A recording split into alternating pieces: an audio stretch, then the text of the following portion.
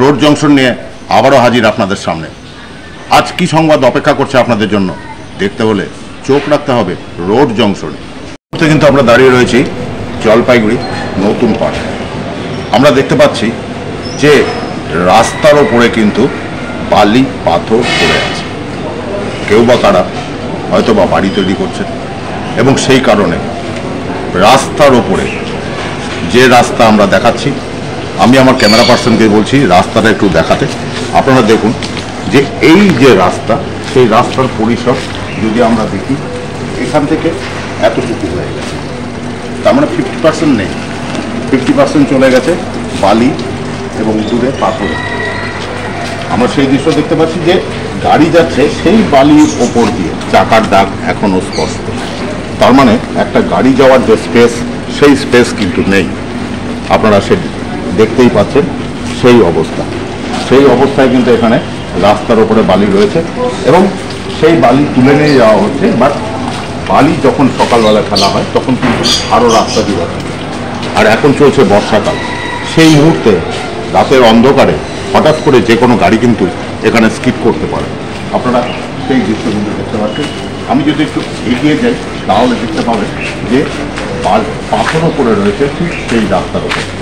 আপনারা সেই দৃশ্য কিন্তু দেখতে পাচ্ছেন যে রাস্তার ওপরেই কিন্তু পাথর পড়ে রয়েছে, যে পাথরটাও কিন্তু রাস্তার স্পেস কমিয়ে দিয়েছে। আপনারা দেখতেই পাচ্ছেন রাস্তার স্পেস কিন্তু কমে গেছে। আমরা সেই দৃশ্য আপনাদের দেখাচ্ছি রোড জংশনের মাধ্যমে। আপনারা দেখতে পাচ্ছেন সেই দৃশ্য জলপাইগুড়ি শহরের নতুন পাড়ার গ্রাম। এখান থেকে যদি আমি দেখি তাহলে রাস্তা আছে এতটুকু, সেই জায়গায় দাঁড়িয়ে কিন্তু অর্ধেকটা রাস্তা নেই, অর্ধেকটা রাস্তা বালি পাথরে খেয়ে গেছে। এই রাস্তা কিন্তু সোজা চলে গেছে, ডান দিকে গেলে ডিবিসি রোড, বাঁ দিকে গেলে কদমতলার রাস্তা পড়বে। আর সেই রাস্তা কিন্তু বহু মানুষ ব্যবহার করে। সেই ব্যবহারযোগ্য রাস্তায় কিন্তু এইভাবে বালি পাথর ফেলে রাস্তাটাকে ছোট করে রাখা হয়েছে এবং রাস্তাটা চেপে গেছে, মানুষজনের যাতায়াতের অসুবিধা হচ্ছে। আমরা কিন্তু সেই দৃশ্য দেখতে পাচ্ছি এবং আপনাদের দেখাচ্ছি যে বালি পাথর ফেলে রাস্তা দখল হয়ে যাচ্ছে এবং তাতে করে কিন্তু মানুষজনের যাতায়াতের এবং গাড়ি ঘোড়ার যাতায়াতের ক্ষেত্রে অবশ্যই অসুবিধা হচ্ছে। দাদা, আপনাকে একটা কথা জিজ্ঞেস করি, এই যে বালি পাথর রাস্তার উপরে পড়ে আছে, কি বলবেন এটা নিয়ে? এটা এক কথায় সেন্সের হবে। এটা যদি আপনি রাতের অন্ধকারে যেতেন, একটা বাইক স্কুটি নিয়ে যেতেন, অ্যাক্সিডেন্ট তো হবেই। এটা তো কিছু ধাক্কা লেগেই যেতে পারে, স্লিপ করতে পারে, স্কিড করতে পারে, ঠিক কিনা? এখন এই ব্যাপারে কি বলবো, বলার কিছু নেই। সেন্স থাকা উচিত প্রত্যেকটা মানুষের। এলাকাবাসী কিন্তু বলছে মানুষের সেন্সের অভাব, কারণ এটা রাস্তা, সেই রাস্তার উপরে যদিও বা পাথর বালি ফেলা হয়, তবে সেই বালি পাথর তাড়াতাড়ি সরিয়ে নেওয়া উচিত। মানুষ কিন্তু বলছে যে কোনো সময় স্কিড করতে পারে যে কোনো গাড়ির চাকা।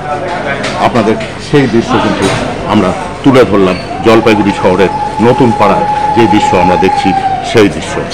এতক্ষণ কিন্তু আপনাদের রোড জংশনের মাধ্যমে দেখালাম যে শহর জলপাইগুড়ির নতুন পাড়ার রাস্তার ওপরে ইমারত তৈরি করবার জন্য বালি পাথর পড়ে আছে।